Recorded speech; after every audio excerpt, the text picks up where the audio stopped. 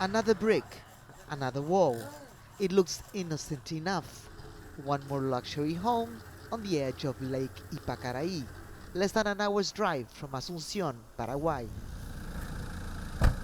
But for veteran environmentalist Jorge Abate, it is an unacceptable assault on the environment. While splurging on expensive materials and finishing, the owners have neglected to invest in a septic tank, even though they are required to do so by law. Abate says it's the same neglect found in all but one of the 21 municipalities that form the lake basin. Es una cuenca que sigue creciendo en términos de población, sigue creciendo en términos de actividades industriales, recreativas, de gente que viene a vivir en la cuenca del lago Ypacaraí. Las contaminaciones ambientales que vienen de las industrias, los asentamientos humanos tienen muy poco control.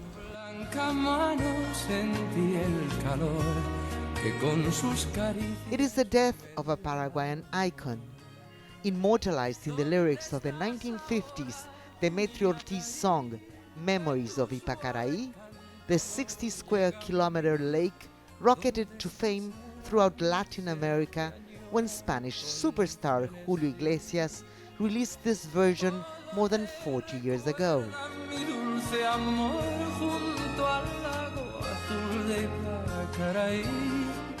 The song tells the story of a man who meets a woman by a blue lake. But Ypacaraí was never blue.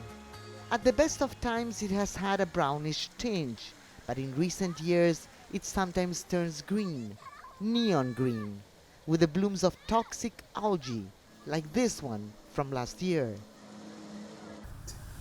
Hydrologist Gilberto Benitez is in charge of monitoring lake water in order to sound the alarm if there is a danger to human health. He explains that cyanobacteria, also known as blue-green algae, is the culprit. It thrives, he says, on the nutrients of untreated industrial waste and especially sewage. Previously unknown to the lake, there have been periodic blooms since 2012. These photographs taken by Benitez confirm what he says is an extremely dangerous development. Puede afectar al hígado, puede afectar al sistema nervioso, puede afectar toda la parte de la piel. Entonces, y cuando hay concentraciones muy elevadas, inclusive puede ocasionar la muerte. For Jorge Abate, much more than just reactive monitoring is needed.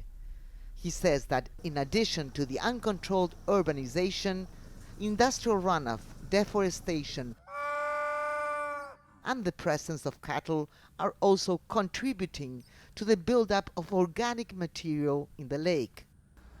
But for him, the biggest obstacle to finding real solutions is getting the municipalities to work together. Cada municipio es autónomo. A veces a un municipio le separa del otro un arroyo. Si un intendente es más consciente que el otro, a lo mejor hace un tratamiento de su cuenca y el otro ya no lo hace. Entonces, ¿de qué sirve un arroyo que tiene una orilla cuidada y otra orilla contaminada? Es el mismo arroyo. And while politics may be the biggest barrier to finding solutions, economics are also a factor. Paraguay's Ministry of Environment has been studying the problem for years, but plans to save the lake are prohibitively costly. La inversión es importante. Cuando se planificó, se diseñó sistemas en la cuenca, se mencionó de un costo aproximadamente de $1.000 millones. The results of continued unconstrained contamination are palpable. No swimming signs are permanent. Even now, in low season, when skies are gray and rain is plentiful, the deadly algae is visibly present. But it is during the warmer months, when temperatures are high and there is little rainfall to dilute the contamination, that the danger is highest. Precisely when people are flocking to the lake and many ignore the no swimming signs. Tour operators in San Bernardino, the most important destination in the lake, report there has been up to a 50% decline in tourists when algae blooms occur.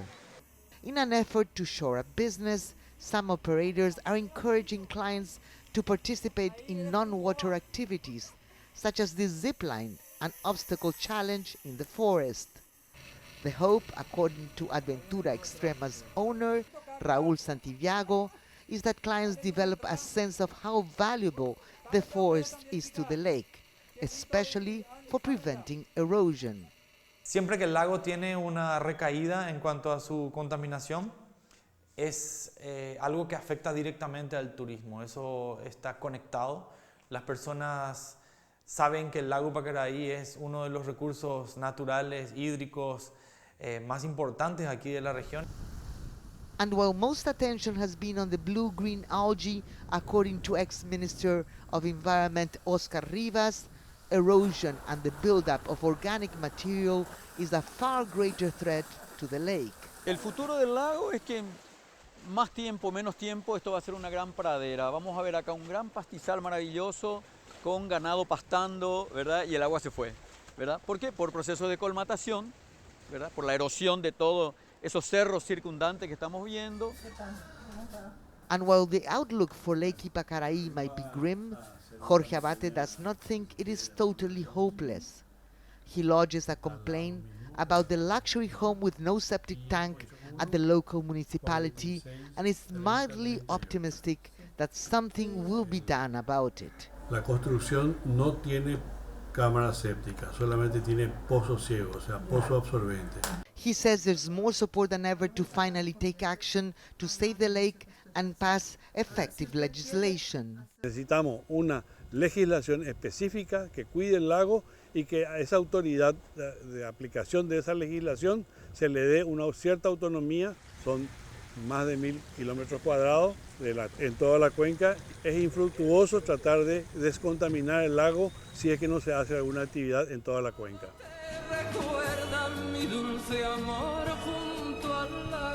A love song, a race against time. Many are hoping that it all does not become just a nostalgic, melodic reminiscence for one of Paraguay's most important national symbols.